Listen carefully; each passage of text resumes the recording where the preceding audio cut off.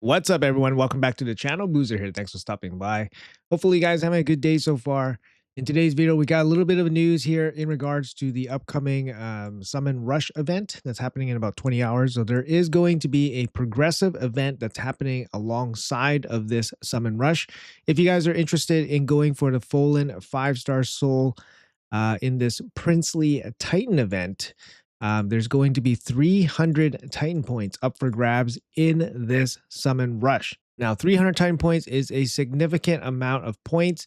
In this Titan event, you can only skip 250 points if you still want to go for the 5-star soul. I discussed the merit of going for a 5-star soul for Folan in a couple of videos. He definitely would benefit from the 5-star soul, giving him accuracy as he needs accuracy to land his key debuffs in his kit. However, to go for this 5-star soul, you will need to pull some shards and do some of these shard events. Even if you were able to skip 250 points from this first Summon Rush, you still have to participate a little bit in this Summon Rush to get 50 Titan points so that you can continue on and work towards this 5-star soul. Now, with the layout of this current Titan event, you see most of the points out of the total 1,750 points are in the second half of this event. This leads me to believe that there's probably going to be some significant events coming next week. Next weekend is supposed to be a champion chase with 2x voids, but I think there's a very real possibility that it will probably get replaced for a hero's path, potentially for a champion plus a soul plus Titan points.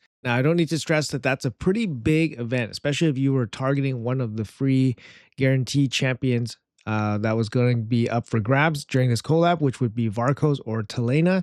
Excuse me, I guess free is not the right word, but you guys get the idea. They're going to be guarantees at one point. Actually, before we talk about any of that, let's just jump into the progressive event that we have going on. So first of all, we do have, like I said, a progressive event, 15x chance coming from the ancient primal sacred void shards.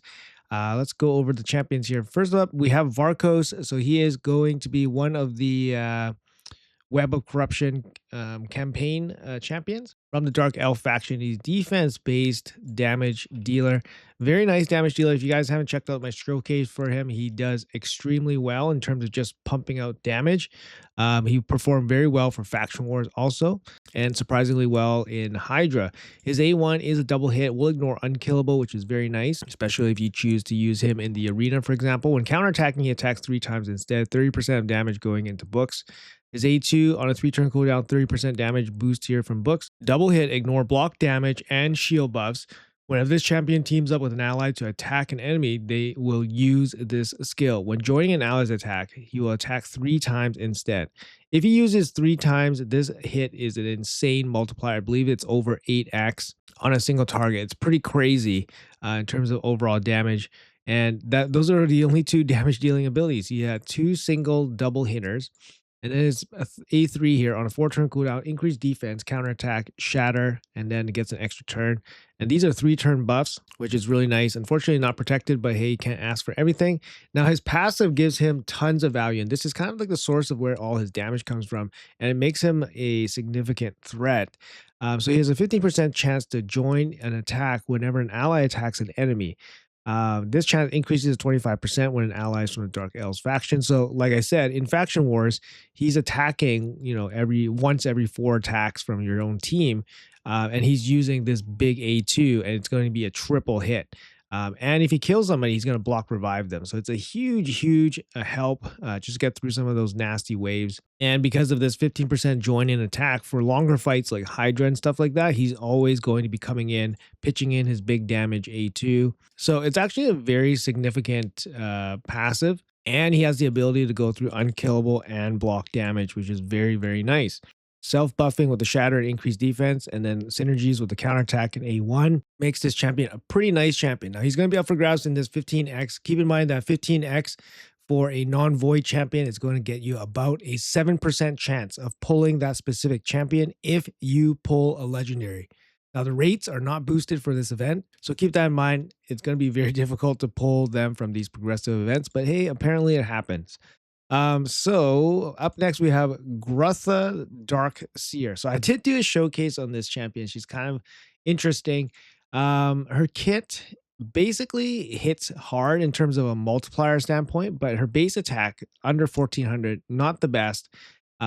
she does do decent damage, actually decent damage, but that's kind of all she does. She has an AoE A1, an extra hit if the target's attack is less than this champion. Most likely it is. So she's going to do an extra hit, which is great. It's an AoE also. Her A2, on a 3-turn cooldown, another AoE before attacking equalize the HP of all enemies. The HP levels of all enemies will be set to the average of the enemy team. This is actually kind of nice. It's kind of like, for the most part, it's going to average down. So it's going to do, effectively do a bit of damage to the enemy team. And then you're going to hit with an AoE. It ignores 30% of the target's defense if the average HP of the enemy team is above 50%. Or you get an extra hit if they're below 50%. It's similar to how like Empress's ability is kind of like that too, depending on accuracy. In this case, it's depending on HP levels. Increases champion's attack by 10% per each enemy killed by this skill. This ability hits pretty hard. And then lastly, her A3, another AoE. It's a double hitter this time. Before attacking, places increased crit damage and shatter on herself. Then the first hit decreases the enemy's defense by 10% up to 30%. Second hit destroys max HP by 10% up to 60%. Grants an extra turn if this attack kills an enemy on a 3-turn cooldown. Very nice, actually, right? 3-turn cooldown AoE, 3-turn cooldown double hit AoE with self-buffing. And then we have ignore defense on the A2. Her passive actually is very interesting also. Not too bad of a passive. Whenever this champion lands a crit, which it should be always because she's a damage dealer, heals them by 5% of their max HP. If this champion's HP is full, crit hits will fill the turn meter by 5% instead. This is actually really nice, this turn meter boost per crit. And yeah, it can be pretty significant, especially if she's attacking first, for example, so her HP is full. Whenever this champion receives any surplus healing from this skill, places a shield buff on this champion for 2 turns equal to the value of the surplus shield. The value of the shield cannot exceed 30% of this champion's max HP. Let's give her the maximum 30% HP. It's not going to be significant. The shield is not a big shield. I found the biggest value from this passive is actually the turn meter boost, which is very nice. So overall, I mean, she has a very straightforward damage dealing kit. She deals damage, multi-hit AoE, so she's a good wave sweeper and all that. And from my testing, yes, she did hit pretty decent, but she doesn't go through any of the key things in the arena meta, so it's kind of hard to use her in arena. But if you want to use her in just like PvE content, faction wars, I think she's actually quite decent. Is she a champion that I'll be pulling for? Probably not. But if I did pull her, I'd probably use her in the Ogren faction because Ogren faction is just kind of lacking a little bit sometimes. Up next, we have Fabian, Mr. Fabes. So Fabian, yeah, 6th anniversary, fusion champion. Extremely meta right now in the PvP in the arena. She's got this crazy ability on a 4-turn cooldown, AoE attack, 100% chance of decreasing the duration of all enemy buffs by 3 turns, extra turn if there's no buffs on the enemy target before they attack. Also has a 75% chance, 100% chance of increasing the cooldown of all enemy skills by 3 turns. Now this ability, he's one of the most accessible lockout champions right now in the arena meta. Probably a 99% pick rate. And probably only doesn't get picked by people with even crazier rosters where they have like Tection, Crixia, and all that stuff. This guy's an absolute powerhouse. His passive keeps everybody CC'd. His A2 is just so crippling, especially when you start getting a little bit of control on your side after having the A2 and the A1, and then obviously the passive. He just controls, takes over a fight, similar to how Armans was taking over fights after he was introduced. He also can't be crowd controlled himself, which is insane. Lastly, speed in all battles aura. Just an insane champion. Obviously, one of the best choices for the token trader, if you guys are going for that. And then up next, we have, from the demon spawns, we have the cat. Right here, the cat actually a pretty decent damage dealer. Good kit overall, very well put together, I think. Got speed in all battles. He's got an A1, places perfect veil on this champion. If they're under veil, perfect veil, it's going to be an AoE attack, which is amazing. 30% damage from book, so that's a nice damage boost. It's A2, 3-turn cooldown, triple hit on a single target. Each hit will decrease the enemy's speed by 1%. And each hit will increase this champion's speed by 1% up to 10%. If this skill kills an enemy, places perfect veil on this champion and the ally with the lowest turn meter for 2 turns. His damage does based off of attack and speed, so increasing your speed will increase his damage. And then lastly, on his A3, he does self-buff himself with perfect veil and increased attack. and he grants an extra turn if he kills an enemy. It's going to be a big AoE attack. Pretty nice A3. And his passive here, if this champion is under Veil or Perfect Veil, turn meter effects are 30% more effective. Also, this champion is under Veil or Perfect Veil. This champion attacks will ignore 15% of the target's defense and inflict 15% more damage. So just a blanket 15% ignore defense for all his abilities, not too shabby. Whenever this champion is supposed to receive a hit that would drop their HP below 20%, blocks incoming damage and places block damage and Perfect Veil on this champion for 1 turn. It's on a 3-turn cooldown. It's actually a pretty low cooldown for this kind of cheat death ability. I think he has a great kit. He probably could hit harder, and that's probably the knock against him, but he can hit super hard if you haven't built out really well. He has self buffs with the increased attack Perfect Veil, and then he has multiple AoEs and multi-hit abilities with the cheat death. Very solid champion and the speed in all wars battle. I wish I had a stronger blessing on him. Then maybe I would probably use him out a little bit more, but too many priorities to build out. And then lastly, for the non-voids, we have Septimus. Septimus recently reworked. The biggest rework for his whole kit is that his Holy Sword used to be a single target smack, and now it is an AoE smack. On a single hit, he hits extremely hard. The problem is the total damage from that single hit does not exceed the total damage done by champions like Marius or Newt. And that's going to, make him not the best in the max HP department, but per hit, this hit hits the hardest for sure. His A1 also got a bit of a buff here. I believe it got the 30% ignore defense. So he's just overall hitting a lot more harder, and his passive gives him a little bit more damage, and then the lack of accuracy no longer needed for his effect. He's still going to be useful for people that kind of pull him mid-game-ish, and he could potentially be, a decent wave clear. But honestly, he's kind of in that similar conversation as like other max HP hitters like Rogard and Husk, where they just have a single hit. But Septimus is going to hit the hardest compared to those champions. But those champions have other upsides too. Obviously, Rogard with decreased defense A1 and the decreased speed A3, and then Husk has the A1 provoke. So they have different, different strengths, and obviously they're epics, but Septimus still has one of the hardest hitting single hit max HPs in the entire game. Still gonna be useful, right, for sure.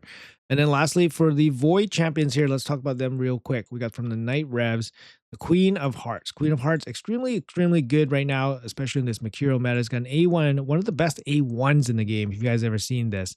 I mean, it's got an AoE, 100% chance to land decreased defense, no books required, and it fills the turn meter of all allies by 5%. It's like, what? How is this an A1, right? But yeah, the A1 is extremely good. First of all, it's an AoE, lands decreased defense, so it's good against, Mercurial stacks and all that. Turn meter boost, amazing. It's got an A2 here on a 4-turn cooldown. It's an enemy strip, places Death Brand on one target, and then places True Fear on everybody else. Fills the turn meter of this champion for each buff removed by this skill. Very disruptive. Obviously, the strip ability is not as strong versus Mercurial because there's no hit attached to this. But yeah, the Death Brand, very threatening ability. And then this A3 here, again, very good for the Mercurial meta. It's going to be a full team ally attack. Before attacking, places increased attack on everybody. And it's going to decrease the cooldown of the A2 by 2 turns if the target is killed. Now, when she attacks, she's going to go in with the AoE, which is great at removing multiple Mercurial stacks. And then, of course, her ally attack will be very strong against killing a single target with Mercurial when you team up with your whole team. Her passive rounds out her kit, which is really strong. Really strong passive here makes her another huge threat. For every 10 buffs the enemy team receives, grant this champion extra turn. This is going to allow her to really disrupt your enemy's plans. So imagine buffing up and then having her come in, take off all your buffs, getting a huge turn meter boost, and then just ruining your day, or coming in after you do all your buffs, and then she'll come in with the ally attack and pick off one of your champions. This passive allows her to be built relatively slow, so you don't necessarily need to rely fully on speed. She's a great champion overall, particularly good in today's Mercurial meta. After that, we have Chalco the Blind. Now, Chalco the Blind from the Demon Spawn here, he kind of reminds me a little bit of Folan Silverheart. Chalco being Void Affinity, which is a pretty big advantage, especially when trying to land debuffs. Let's go over his kit here real quick. He's got an A1 double hit. It's going to have a little bit of ignore defense here. and a turn meter steal. Also has a 50% chance of repeating the attack against another target who is under 2 or more debuffs. So you can get quite a bit of damage from this A1, especially if you just land a couple of debuffs on the enemy team. Now the A2 here on a 4-turn cooldown, single target double hit. First hit places block passive skills. So similar to Folan, and a decreased defense. So exactly the same 2 debuffs. Then the second hit applies a debuff spread. So there we go. Debuff spread, same as Folan. Taking all debuffs from the target and placing them on all enemies. Debuff spread effect will work even if the initial target is killed. Now, this part, I don't know if it works for Folan. I'm not too sure. Does the initial target need to survive for Folan to spread the debuffs? Grants an extra turn if this attack kills an enemy. Now, this is on a 4-turn cooldown here. I just want to double check Folan's. I believe Folan's is also on a 4-turn cooldown. I just want to double check here real quick. Folan, yes, it is on a 4-turn cooldown. It's a little bit different in that he brings a AoE attack that ignores 20% of the target's defense. So Chalco doesn't bring that AoE attack, and instead brings a extra turn mechanic here. So,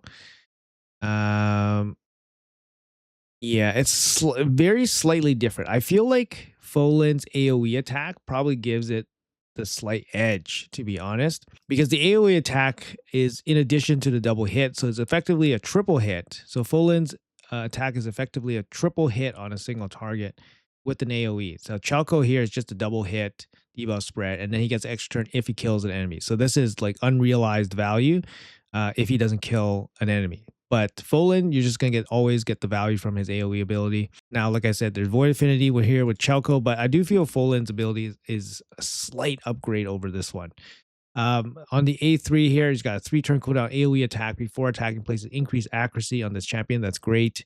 Decreases duration of all enemy buffs by 2 turns and places decreased speed on all enemies for 2 turns. Very reasonable ability. Can be used for Hydra for decreased speed. Passive ability, this champion is immune to basically any kind of hard CC stuff. Whenever an enemy attempts to place these debuffs on this champion, instantly activates the A2. Now this is insane. Increases damage dealt by 5% for each debuff placed by the champion or an ally. The damage increase resets each time a skill is used on this champion's turn up to 50%. So he's going to get a lot of damage boosting from all these debuffs being placed.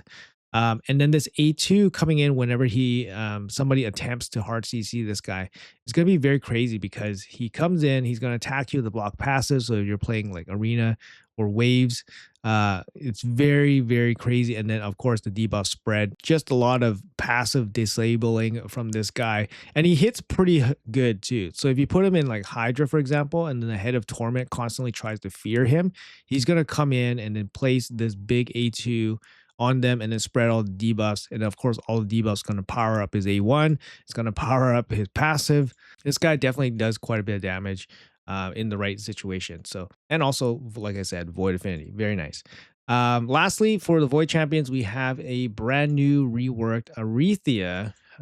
Where is she? Arethea Corpse Flower. I didn't get a chance to play test her after her rework. I did watch a couple showcases on her. I was not 100% convinced that she is much better, to be honest, even after her rework. Let's talk about her kit here real quick if you guys don't know. Single target hit on the A1 turn meter fill with a conditional additional turn meter fill if they're under Hex. Will counterattack using this skill when hit by enemies under Hex. This skill also deals 50% more damage when counterattacking, so obviously Hex synergy. The A2 here on a 3-turn cooldown is an AoE attack, double hit, damage increased by 15% for each enemy under Hex. So if you have 4 enemies under Hex, you get 60% damage boost. Ignore shield, block damage, strengthen. Fills this champion's turn meter by 30%. Fills this champion's turn meter by additional 20% for each enemy killed by this skill. Now, 20% turn meter fill is not super significant, especially with on-kill effect, like, you know, you see champions with kits with on-kill effects, you just gain an extra turn. So in this case, you only gain 20% turn meter for a kill. But it's a pretty nice ability. It's a double hit AoE, and it has built-in turn meter fill already. It ignores shield, block damage, strengthen, and you get damage boost for Hex. So it's a pretty good ability already. And then her A3 here on a 3-turn cooldown places increased accuracy. She's going to need it. Where is she going to need it? She's going to need it for these debuffs. Sorry. Has 100% chance of placing Death Brand. So that's going to be the block revive debuff for 2 turns and then places Hex on all enemies. Will ignore block debuffs. This is very nice. It gives you a little bit more consistency with landing Hex on everybody. Obviously, you're not going to be able to land through Stone Skin, you're not going to be able to land through Mercurial, but at least you can land through block debuffs. Also places a protected block damage on herself for 2 turns, grants an extra turn. So this move effectively, it's on a 2-turn cooldown. It's a little bit tough to use because you want to use this first and fast, right? You want her to be fast, but since it's not an on hit, against enemies that have Mercurial stacks, you're not going to be able to land anything. So yeah, it's kind of tough. You want to land this and then you kind of want to go into this, I think, so that you get all the damage boost from all the Hex that you land. But yeah, that's rarely going to be the case in my opinion. The passive, whenever the champion kills an enemy in battle, will ignore 10% of any target's defense. So this is obviously a longer term passive. Whenever this champion kills 2 or more enemies in battle, this champion will receive a shield for 2 turns at the end of their own turn. This is pretty good value. 400% of this champion's attack. You're just going to get a shield all the time. Again, it's a longer duration, battle duration kind of passive to get value from this. And then lastly, whenever the champion kills 3 or more enemies in a battle, places block revive debuff on any subsequent enemies killed by this champion. So she does bring a level of inevitability. So if you can't draw fights against her because she's just going to kill the same thing over and over again, eventually just start placing block revive on everybody. So it's actually a pretty cool passive. Like I said, I'm not entirely convinced that her kit is better than what it was before, but I'm not entirely sure that her kit will work super well in the current arena meta. Of course, you can use her for wave content or anything like that. She'd probably do fine. But anything with heavy stone skin, heavy Mercurial, it's going to be hard to land these debuffs to get maximum value from this. But this ability, I mean, is a fine ability by itself. You're just not going to get the full value from landing the Hex stuff. I'm not sure. Like I said, I didn't get a chance to play test her. You guys let me know in the comments below if you guys think she's better than I'm making her out to be. All right, so quickly looking over at this list here, I'm just going to say that Varkos is probably going to be one of the, one of the ones that people are most likely going to go after. Obviously, if you don't have Fabian, he's probably going to be high up on your list, or as a token trade-in, definitely going to be high up there. Cat is a good one. I mean, I'm probably not super hyped with, like Gertha here or Septimus, because Septimus feels pretty replaceable. And Gertha, again, she's just kind of a generic damage dealer, although a decent damage dealer, I have to admit. As for the Void Champions, the Queen of Hearts is going to be the biggest impact, especially if you care about PvP. She's probably going to be very good in PvE as well. Chalco, very interesting champion, similar to Folan. So if you already did Folan, then you might not be too interested in Chalco, but I like Chalco. I played with him. I play tested him. I think he's very fun. And then lastly, Miss Corpse Flower here. Again, not the biggest fan of her. I don't think her kit works super, super well. So I wouldn't rate her too highly from this list of champions. All right, so back to the calendar. Like now we can talk about the Summon Rush coming this weekend, that this progressive event is attached to. So I was thinking that since there's 300 points in here, there's a possibility that, there is an option. There's an option to skip parts of this Summon Rush so that you have, you have skipped the allotted 250 points and then basically do all the events coming next week. Now, the biggest question mark about next week is where are these points going to be allocated, right? Most likely there's going to be 2 different shard events, most likely. Usually these Titan events come in with 3 different shard events. So I'm thinking that there's probably going to be a really big, like I said, Heroes Path coming next weekend, which I'll probably participate in because these are the, high value, most likely guaranteed champion or guaranteed kind of rewards type of events. So I'll probably participate in that anyways. And I'm thinking early on in the week, there's probably going to be a Deck of Fate. I'm not sure if it's going to be for a champion. If there's going to be a champion for a Heroes Path, there's definitely not going to be another champion for a Deck of Fate. So the Deck of Fate might be for something else. Lately, they've been putting 100 points in the Deck of Fate, so it's not super significant. But since I would potentially, or some people potentially skip 250 from this weekend's Summon Rush, it means you have to do every single event. So if a Deck of Fate comes in next week, you have to participate in it for the 100 points. And the only way to guarantee yourself 100 points is by doing the entire Deck of Fate. I'm getting ahead of myself a little bit, but these are the type of things you kind of have to think about if you are thinking about skipping points for this weekend summon rush. Somebody in my position where I do have resources to complete basically any kind of event that comes my way is just trying to do things as efficiently as possible. Like for example, today I just pulled my 80th sacred shard on this account. My other account has over 50 sacred shards, so don't be giving me that content creator perk stuff. I don't get sacred shards from promo codes or anything like that. All grinded from in game. So this weekend's summon rush, absolutely no issue for me.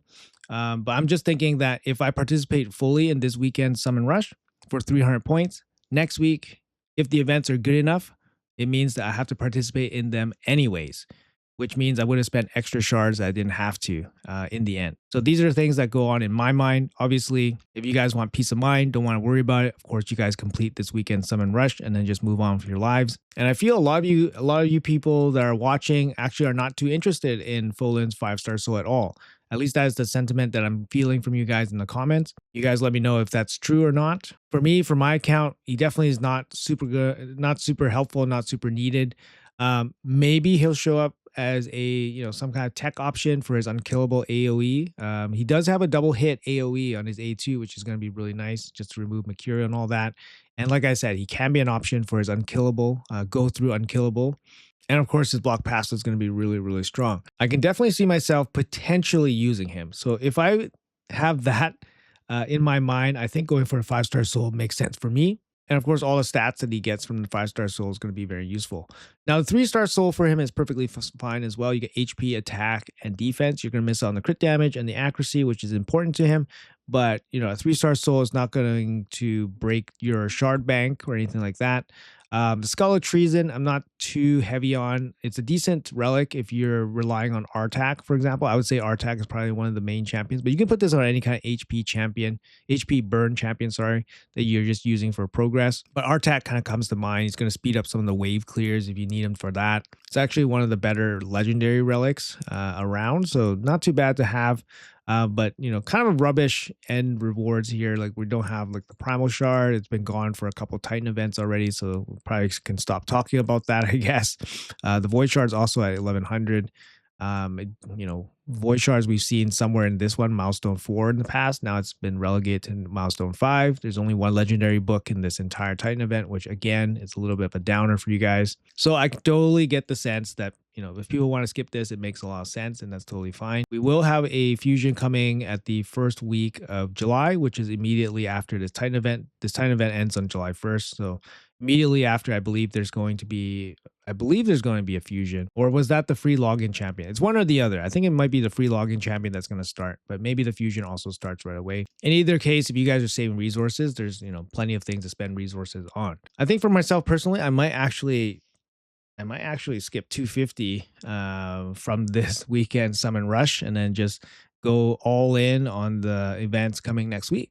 Sorry, I mean, I can't fully skip this weekend summon rush because you still at least need 50 out of 300. But yeah, I'll try to do the minimal for this week and then just go all in for next week. That's kind of my plan right now. But yeah, you guys let me know in the comments below what you guys are thinking about doing. Let me know what you guys think about this entire Titan event and all that. Are you guys participating? Love to hear your thoughts and comments. That's going to be it for this video, guys. Thanks for watching until the end. Appreciate you all. Have a great day, and I'll see you guys in the next video.